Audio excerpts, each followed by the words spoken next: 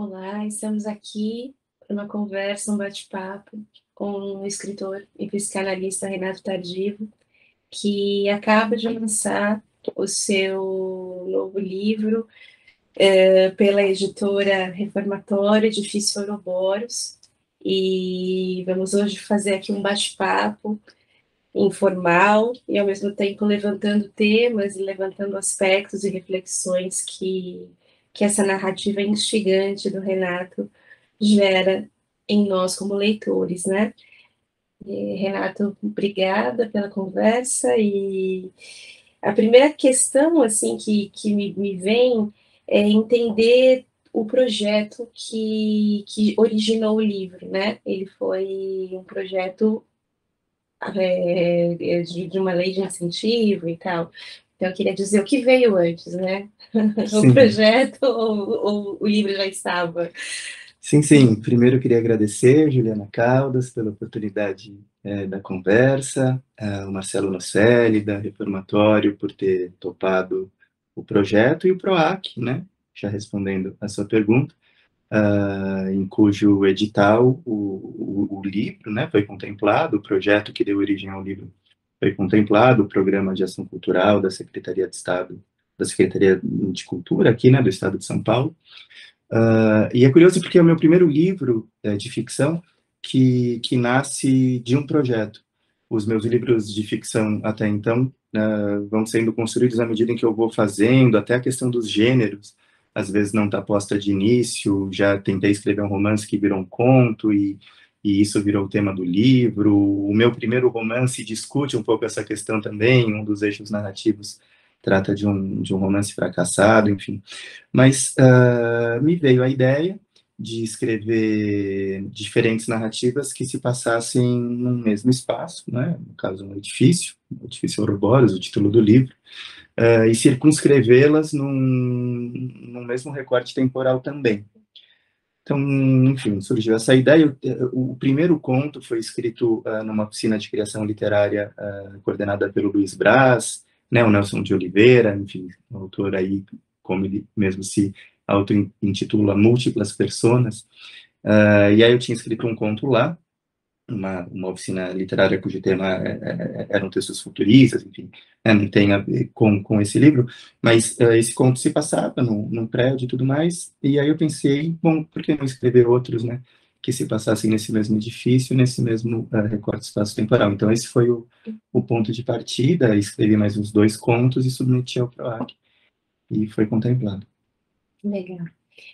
Quando a gente lê o Edifício Ouroboros, né, a sensação de um certo voyeurismo que acompanha aí o leitor, né, como se estivesse entrando aí num território escondido, mas não tanto, né, porque algo se revela mesmo quando se tenta escamotear, né, essas fantasias, essas perversões, essas figuras aí que circulam no livro. E então eu queria que você falasse um pouquinho sobre esses tipos humanos, né, que pululam aqui em Edifício Ouroboros e trazendo, né, muito mais essas alegorias, né, esses sujeitos como alegorias de, de tipos de fantasias. Acho que um primeiro aspecto, e tem a ver com projetos que eu andei participando, que eu estou participando ainda, envolvendo cinema e tudo mais, dessas narrativas de caráter visual, né? Acho que dos meus livros em prosa, né, dos meus livros de ficção, é talvez o texto que tenha essa dimensão visual mesmo, né, que, em certa medida, talvez se assemelha ou guarda certo parentesco com a linguagem de um roteiro, né, quer dizer, já pensei, de repente, o Edifício Ouroboros poderia virar uma série, com cada conto sendo um capítulo, né? Quer dizer, então acho que ele tem um pouco essa pegada da linguagem visual, né? Ela me atravessou, tem me atravessado. E aí a coisa do voyeur, das câmeras, né? Do ver para além da fachada e tudo mais, isso foi surgindo também de forma um tanto intuitiva. Me interessava o tema da perversão, né? A temática da perversão. Essas pessoas de um prédio de classe média, moradores, funcionários, também, né, desses moradores e desse prédio, então porteiro, pessoas que fazem a limpeza, enfim, acabam entrando, mas a ideia era, de algum modo, dar a pensar, né, quer dizer, atitudes dessas pessoas comuns, normais, né, que, bom, em larga medida não são, né, e o quanto isso não diz aí do cidadão médio, né, e trabalhar isso dentro dessa lógica da condominização da vida, né, quer dizer, então, foi um pouco por aí, assim, a coisa do voyeur foi surgindo à medida em que eu ia escrevendo os textos, acho que por conta desse atravessamento da, da questão visual e também a temática da perversão, né? Sim, na orelha do livro aparece, né, a aproximação como se fosse uma fotografia, né? É um instante, a ideia do instantâneo, né? Isso me chama atenção, pensando até aí no gênero, né? No que você comentou, do conto, do romance, esse gênero que quase é híbrido, em certa medida. Pensando muito aqui na história da literatura contemporânea, essa questão do romance que se concentra num único dia, como me vem, né, Joyce com Ulisses, o clássico, que se concentra, toda a narrativa se concentra num único dia na vida de um personagem, né? Então todos os seus conflitos, as suas angústias vão ser vividas ali nesse recorte mínimo que acaba mostrando um tanto da nossa vida contemporânea, né? Sem tantas longas narrativas, né? Odisseias, ou é como se precisássemos recortar instantes, instantâneos. E o seu livro me tangencia esse universo joyciano, e eu queria te colocar essa questão, pontuando, né, que no caso do seu livro tem uma unidade também espacial, né? Ele é concentrado num edifício, Sim. além desse mesmo recorte temporal. Então, me parece aí uma confluência interessante para a gente pensar a subjetivação nos tempos atuais. Assim. Você fala muitas coisas importantes, né? Enfim, acho que daria para conversar aí por várias vias, né? A partir disso que você coloca, mas queria chamar a atenção, né? Isso da fotografia, estava dizendo do meu atravessamento no cinema, mas sim, né? Importante falar. Eu já tive um tempo atrás uma ideia de escrever um texto em prosa, né? Longo, uma novela, um romance, que de algum modo dialogasse com a fotografia, né? Como se houvesse essa possibilidade que a fotografia traz, né, de capturar o instante já, o instante agora, e trabalhar isso na prosa, na escrita, né. Acho que, de algum modo, o Ouroboros atendeu essa minha demanda. Não por acaso o Marcelo Nocelli, o editor, sugeriu a inserção de fotografias, né, foram tiradas pelo fotógrafo Christian Figueiredo. Então, o livro tem, né, uma série de fotografias para compor esse diálogo. Acho bacana essa ideia, já li, você fala em Joyce e tudo mais, né? Quer dizer, eu tenho para mim que o Ouroboros, claro, né? Sem nenhuma comparação, não seria feita de forma alguma, em hipótese alguma, mas é um projeto singelo, não é? Mesmo considerando os meus outros livros e tudo mais, ele parte de um projeto, então isso o diferencia dos demais, mas ele saiu relativamente rápido também, e então uma coletânea de contos que dialogam, né, entre si, e nessa medida talvez a gente pudesse chamar de uma novela, ou de um pequeno romance, mas justamente levando em conta a autonomia das narrativas, né? Então, essa unidade do múltiplo, quer dizer, compõe uma unidade, mas é uma diversidade, né? Quer dizer, são diversas facetas.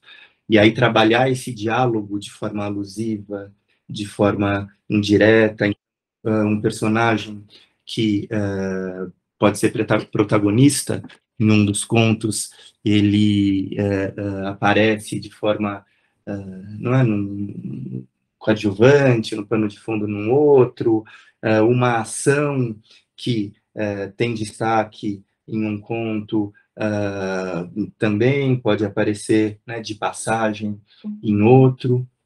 Então, quis, né, trabalhar, me coloquei esse desafio. Nesse sentido, foi muito prazeroso escrever, criar. Não é porque eu tinha que atender a essas exigências, mas eu tenho para mim que o resultado é um trabalho, um livro singelo, não é? Tirando o último capítulo, que o último conto, não é? Quer dizer, o último capítulo, o último conto, que tem uma quebra, sei, você vai abordar isso depois, mas tem uma quebra de linguagem, né? Ele é um pouco diferente e ele tem uma função também bastante específica de algum modo, amarrar, né? Não no sentido de explicar de forma didática, mas, enfim, acho que ele cumpre com uma função importante aí dentro dessa unidade do múltiplo. Mas os demais, né?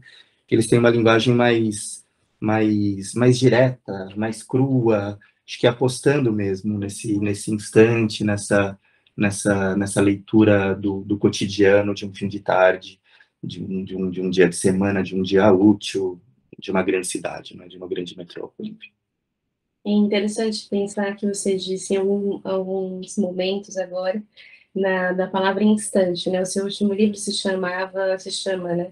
No Instante do Céu, e esse livro também, uma composição de instantes, talvez esteja aí se delineando uma poética que te atravessa de alguma maneira, né? Que dialoga, que tergiversa a fotografia, que também é uma linguagem que você se experimenta bastante. Então tem algo aí, né? Se delineando, enfim, independente de... Pensando numa fortuna crítica posterior aí. Pode ser, são temas que me interessam, né? Seja porque eu me arrisco de forma amadora, seja porque me interessa enquanto espectador, enquanto público. A temática do tempo me interessa muito, sobretudo porque ela aparece na obra do Radu Nassar, que é um autor, enfim, né, de que eu gosto bastante, já estudei muito, publiquei livros a respeito, né? Então, acho que sim, acho que a gente vai mesmo, né, colocando as nossas predileções, ainda que elas não, enfim, né, tenham sido milimetricamente planejadas, ou quer dizer, acho que elas vão surgindo. Quanto menos milimetricamente Melhor. planejadas, melhor. E uma questão, saindo um pouco do edifício, né, olhando no seu entorno, você comentou agora há pouco da realidade da condominização, né, da realidade da estrutura urbana do Brasil, né, nos últimos anos e tal. Esse muro, né, que delimita o dentro e o fora, e que gera essa violência social, né, o desejo que está dentro, porque não posso alcançar, né, quando estou fora. Por outro lado, eu que estou dentro, me protejo de dentro deste muro, deste edifício, de ser atravessado aí por aquilo que está na rua, no público, né? E isso do ponto de vista sociológico, se a gente for falar de uma maneira mais passante, assim, né, mais rasante também. Por outro lado, no seu livro, a gente vê esses personagens, esses tipos, né, essa delimitação dentro e fora ela é muito mais complexa, porque estamos falando aí da construção de sujeitos que têm suas fantasias, que têm seus medos, que têm seus traumas, ao mesmo tempo seus desejos ocultos, ou suas vergonhas, ou suas violências. Queria ouvir um pouco de você, assim, em que medida se diferencia esse universo, né, da construção desse sujeito e desse sistema do condomínio. Não sei se ficou clara a provocação, mas como se houvesse mesmo, né, dois lugares aí, né? Tem um lugar social, que é o do condomínio, com o muro como barreira, né? E tem esse outro, que é o muro do subjetivo, que não é tão simples assim de conseguir colocar fronteiras muito delimitadas, né? Acho até que você estava chamando a atenção para a perspectiva voyeurística, né? Acho que eu procurei trabalhar isso também no próprio âmbito do espaço físico do prédio, né?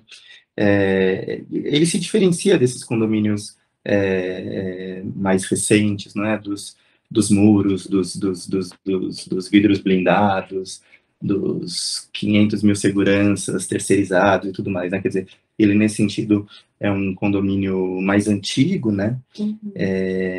Mas que, de algum modo, talvez minha ideia era trazer, acho que a questão da alteridade, né, muito, assim, quer dizer, o quanto dentro dessa lógica da condominização, né, quer dizer, do você, de algum modo, né, tanto que os personagens que são moradores, e os contos de que eles participam são sempre intitulados pronome de tratamento seu ou dona, né, então, dona Ana, seu Mauro, quer dizer, né, de algum modo vestindo esses papéis, os funcionários sempre os chamam dessa forma. Então, foi de algum modo tentando chamar atenção, né, para esses papéis sociais e enfim, para as consequências e as implicações que eles trazem muitas vezes, né, gerando, enfim, excluídos, oprimidos e tudo mais, do âmbito social, afetivo, né, tem uma personagem muito importante aí, que é uma criança órfã, criado por uma tia, que não é nem propriamente a tia, né, era mulher do tio, porque o tio também faleceu, enfim.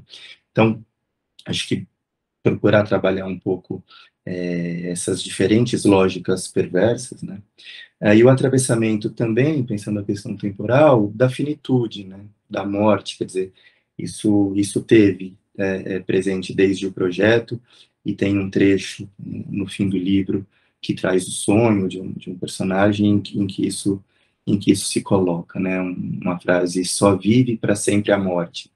Daí vem a ideia do Ouroboros, inclusive, né, quer dizer, que, enfim, essa figura mítica que pode remeter, né, tanto ao infinito, à renovação, mas ao mesmo tempo a serpente que come o próprio rabo e que, enfim, né, se engolfa em si mesma. Então, tentei trabalhar um pouco essa tensão, né, essa ambiguidade, enfim, de um tempo que pode acabar a qualquer momento, né? Como diz uma autora que me é muito cara, a Hilda Hilst, não há salvação, né? Não há salvação. O Ouroboros é uma constatação disso também, né? Se a gente, o Ouroboros enquanto imagem, né, assim, esse símbolo mítico, né? Mas acho que o livro busca um pouco, né? Não quero ficar dando spoiler, mas, enfim, dialogar com isso, né? E no caso também me saltou bastante na leitura o fato de que estava escrevendo esse livro, provavelmente, no momento em que estávamos trancados em casa, como estratégia de sobrevivência possível, né? Enfim, uma distopia que a gente viveu nos últimos anos. E como que foi isso, né? Como escrever de um ambiente que era tão interno, né, tão guardado, tão doméstico, também você, enquanto autor, extremamente guardado dentro do seu recôndito aí, né, do seu condomínio próprio. Isso te atravessou em algum momento, te gerou algum mal-estar, te questionou em algum momento? Como que foi, assim, ou não? Você não... A pandemia, o isolamento ficaram num ponto e você e o livro... Não, eu acho que tudo que a gente fez, né, no período, sobretudo os primeiros 2 anos, né, de pandemia, foram, de forma mais ou menos direta, atravessados, né, pelo que a gente estava passando, do ponto de vista sanitário, político, econômico, né. Agora, 2020, que foi o ano, 2020 para 21, né, que eu escrevi esse livro, foi um ano em que eu produzi, que eu trabalhei bastante, que eu escrevi muito, né. Então, acho que eu vivi também na minha vida pessoal essa ambivalência da reclusão, do isolamento, das angústias de morte, né? Mas, ao mesmo tempo, de muito trabalho, de muita criação, de nascimentos. Então, foi um período que, enfim, essa dualidade me atravessou. E certamente que isso, enfim, acho que ah, é, é, é transmitido, né? Quer dizer, na pegada do livro, no ritmo do livro, né? Quer dizer, agora, teve momentos importantes da pandemia em que eu escrevi o Ouroboros, que eu não estava necessariamente em casa, isolado, mas isolado numa outra cidade, numa casa de praia, numa casa de campo. Então, quer dizer, esses momentos também foram importantes, disseram aí, né, de saídas, de trânsitos que eu empreendi para além, né, do meu espaço aqui, privado, né, e aí poder experimentar outras modalidades de isolamento, né? Quer dizer, acho que isso também foi importante para a escrita do livro. Embora o primeiro conto e esse mote do Só Vive para Sempre a Morte sejam anteriores à pandemia, mas a ideia do livro no mesmo espaço físico e no recorte temporal foi durante a pandemia e tenho a impressão que, por mais que o livro não se passe na pandemia e não faça nenhuma menção direta, né, a pandemia, que essa atmosfera me atravessou, sim, sem dúvida. Sim. E eu reconheço muito na sua linguagem também, Renato, um estilo muito, muito bonito, muito clássico, assim, muito límpido, né, que me remete em alguns momentos à escrita do Machado de Assis, assim. Enfim, acho que tem um refinamento nas frases que são muito bem pontuadas, muito bem colocadas, e vão construindo aí um narrador ou narradores que a gente desconfia deles o tempo inteiro, né? Eu acho que no Edifício Ouroboros isso acontece em alguns momentos, assim. A gente entra na cena do seu Clóvis, ou da cena, enfim, do Prudêncio, e a gente vai vendo ali aquelas figuras, nada está no seu lugar, né? As ideias parecem estar fora do lugar, usando aí uma expressão do Schwartz para falar do Machado, né? E eu queria te fazer essa pergunta também, provocação aqui, que é o quanto conscientemente tem de Machado de Assis no seu projeto literário ou naquilo que você escreve, o quanto essa leitura te atravessou ou te atravessa enquanto leitor, e você reconhece ela no seu estilo ou não? Pode ser algo mais, mais inconsciente. Eu fico contente com a sua leitura, né? É um autor, enfim, de que eu gosto muito, sem dúvida, uma influência importante, e acho que o Ouroboros trabalha temas que o Machado, claro que em outro patamar, trabalhou, né? Então, a volubilidade também, o Schwartz chama muita atenção para essa questão, né? Quer dizer, das personagens, a perversão, né? Aquilo que está por trás da fachada, das aparências, quer dizer. Então, acho que sim, são temas que me interessam, mas longe de mim, né? Quer dizer, escrever com a pretensão de chegar perto, ou consciente, quer dizer, essa consciência de que há uma afinidade de temas eu tenho, mas há outros autores cuja influência eu sinto de forma mais direta, aí autores mais contemporâneos, como a prosa do Chico Buarque, as canções também, né? Mas a prosa, o Raduan Nassar, que eu já citei aqui, o Carrascosa, a Clarice, tem alguns autores que eu acho que aí a influência para mim se coloca de forma mais direta, talvez o Machado, isso não se, o diálogo ele se dê de forma mais intuitiva, não sei se inconsciente, mas mais intuitiva. Sim. E queria ler uma passagem aqui, se você me permite. Acho que pode ser legal.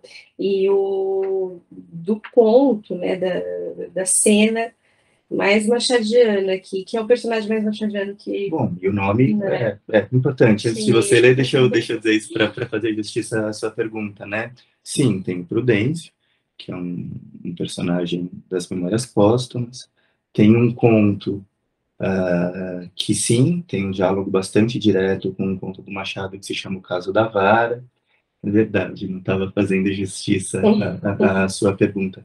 Nesse livro, o diálogo com Machado, ele entra também nesses momentos de forma consciente e, enfim, mais direta. Sim. E até nessas perversões, né, nessas violências simbólicas, nesses corpos excluídos, enfim, além do estilo, né, além do estilo literário e tal. Vou ler um trechinho do conto Prudêncio. Como de costume, Prudêncio vence cabisbaixo o caminho de volta da escada para casa. Mas hoje, sua cruz está mais pesada. Do outro lado da rua, ele vê um colega da escola caminhar entre o pai e a mãe, e então se pega tentando encontrar as feições dos seus pais. Pela primeira vez na vida, Prudêncio compreende o significado da palavra saudade. A lembrança mais tenra a que consegue avançar corresponde a uma fotografia dos pais, com ele no colo, que certa vez o tio lhe mostrou. Mas o tio também se foi. Aos 12 anos de idade, Prudêncio vive sufocado pelo passado que não teve.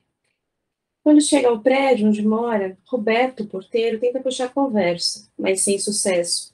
O menino toma logo a direção dos elevadores. No entanto, quando vê a moradora do 72 carregando uma caixa com dificuldade, Prudêncio decide não subir com ela. E, contrariando quaisquer expectativas que poderiam recair sobre si, ele resolve dar uma volta pelo térreo.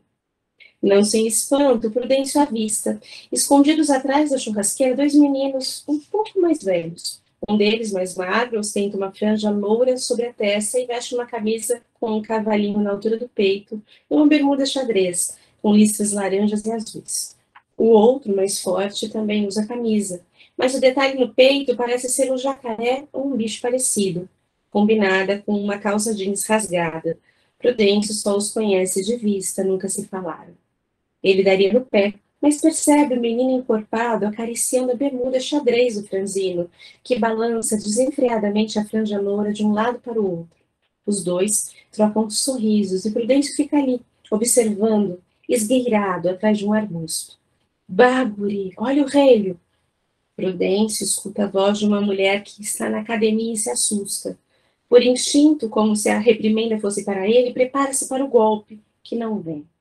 Os dois meninos, por outro lado, parecem se animar com os gritos da mulher, tanto que o mais encorpado introduz a mão dentro da própria calça e o louro não para de balançar a cabeça. O cavalinho na blusa de um, o jacaré na do outro, o vento no arbusto, os gritos da mulher, os latidos do cachorro, toda a algaravia aturde Prudêncio. Ato contínuo, ele dá conta de que sua tia, a síndica do prédio, possui acesso às câmeras de segurança. E não acabou o conto ainda não, mas eu vou parar por aqui. E meio que encerrando aqui, né, é interessante quando o Prudêncio, tem dois momentos aqui em que o Prudêncio se coloca como objeto, né? Ele, quando ouve a outra moradora falando do relho, ele sente que pode ser no lombo dele, né? Então é com um cachorro que ela está gritando, né? No outro conto. Assim como depois ele se dá conta, lá enquanto vê a cena de afeto, de erótica ali entre os dois meninos, ele se dá conta de que a tia também pode vê-lo, porque ela tem uma câmera de segurança. Então, nos dois momentos, ele é objeto de... Ele está em perigo, né? Diferente dos outros contos aqui. Tem algo de ele estar exposto, é um corpo exposto. E isso me chama muito a atenção, assim, né, nessa personagem, e acho que ela é uma amarração bastante sutil, poética e interessante para o Ouroboros, assim. Como você vê isso? Estou falando muita coisa, muita asneira, como que é? De jeito nenhum, imagina. Estou achando essa leitura muito interessante. E fico muito contente e agradeço por ela, né? É, fico um pouco receoso de entregar demais, né?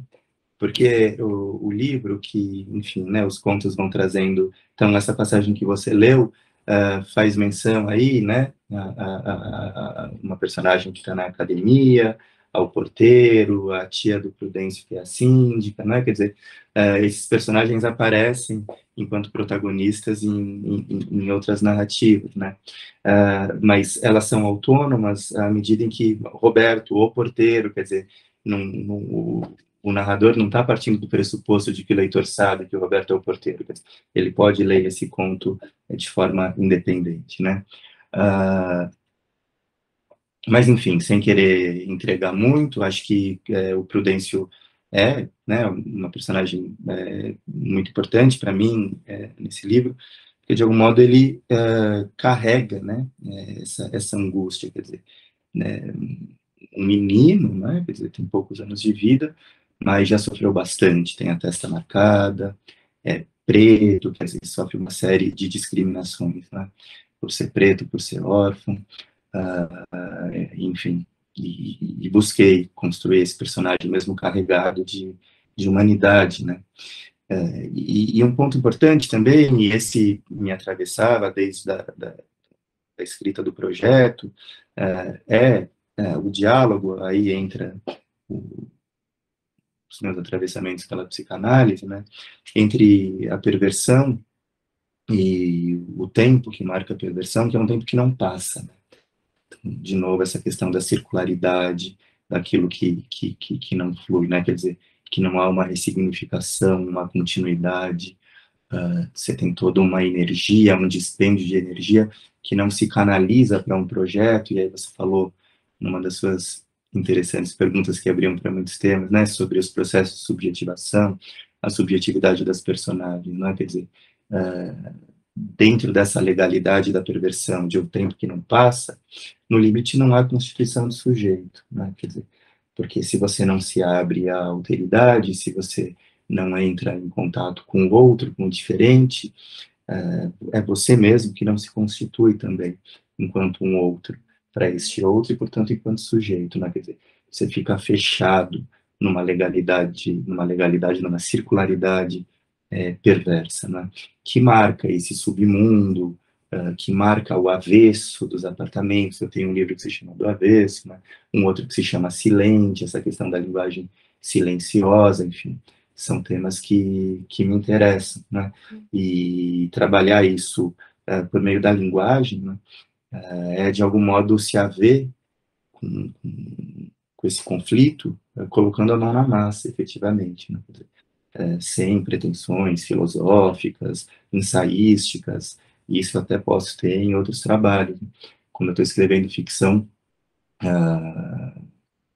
é mais eu me permitir mesmo, me experimentar abordando essas questões de forma mais livre, mais fluida. Isso, né?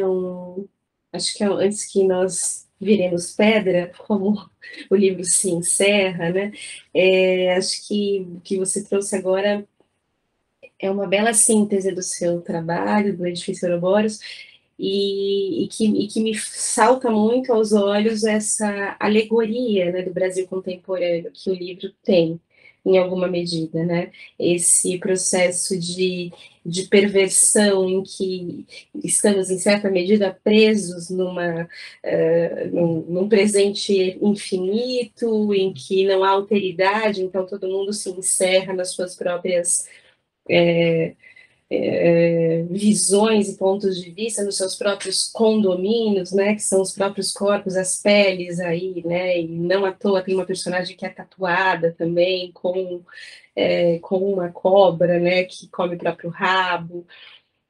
Tem algo de uma pele aí, de um Brasil contemporâneo, 2022, encerrado, parece que num processo assim de sem saída. encerrados num condomínio, né? Bom, você quem está dizendo, né? E se isso, enfim, surte um resultado importante, tanto melhor, né? Me interessava que o incômodo que algumas das modalidades aí de relações pode, né, perversas, estranhas, abjetas, pode provocar, pode passar para o leitor, possa justamente a partir daí suscitar alguma reflexão, né? Quer dizer, a gente poder se pensar, né? Tem um outro artista, né, que, enfim, influencia bastante e que não era escritor, embora tenha feito roteiros também, que é o Eduardo Coutinho, né, o documentarista. E, enfim, ele tem um filme chamado Edifício Master, né, então, em que entrava para conversar com as pessoas comuns, moradores lá do Edifício Master e tudo mais. Então, e aí, bom, Brasil Contemporâneo já tem 20 anos o filme, mas essas questões que você coloca quando você fala em Machado, por exemplo, né, e mesmo a gente voltando ainda mais, né, estão no Brasil hoje, mas de algum modo nos marcam desde a origem, né? Então... Ou seja, o Brasil não existe, né? O Brasil não existe. Já diria alguém muito importante aí, em outro tempo. Mas o edifício Ouroboros existe, o Renato existe, a Juliana também acha que existe. Então, aqui deixar a referência do edifício Ouroboros, que está à venda, né, nas livrarias de todo o país. No site da Reformatório. Você, se alguém quiser conversar com o autor, claro, enfim, tirar canais dúvidas, aí, tem sempre canais. abertos, Instagram, Renato Tardivo, Facebook, Renato Tardivo, meu e-mail rctardivo@uol.com.br, rctardivo@uol.com.br. Um prazer, agradecer mais uma vez ao Marcelo Noceri da Reformatório, a você, Juliana, pela interlocução, ao PROAC, que viabilizou a produção e edição do livro, né? Um projeto muito, muito bacana, muito, muito importante, e acho que esse é um outro fator quando você fala da pandemia, e não só da pandemia, né? Ou, enfim, não só, né? Quer dizer, toda a conjuntura que tem a ver com a pandemia, mas que é o lugar da arte, da cultura no Brasil, né? Então, a gente encontrar espaços, canais em que a gente pode seguir, né? Colocando para fora, criando, dando corpo a projetos, é algo, enfim, sempre muito importante, talvez mais do que nunca, né? Nesse Brasil de hoje. Então, enfim, agradecer os apoios que viabilizaram a feitura desse livro. Muito bom. Belos apoios e belo trabalho. Muito obrigado. Parabéns. E é isso. A todos que nos acompanharam até aqui. Muito obrigada. E leiam Edifício Ouroboros antes que todos nós viremos pedra. Obrigado, gente. Até mais. Tchau, tchau. Tchau, tchau.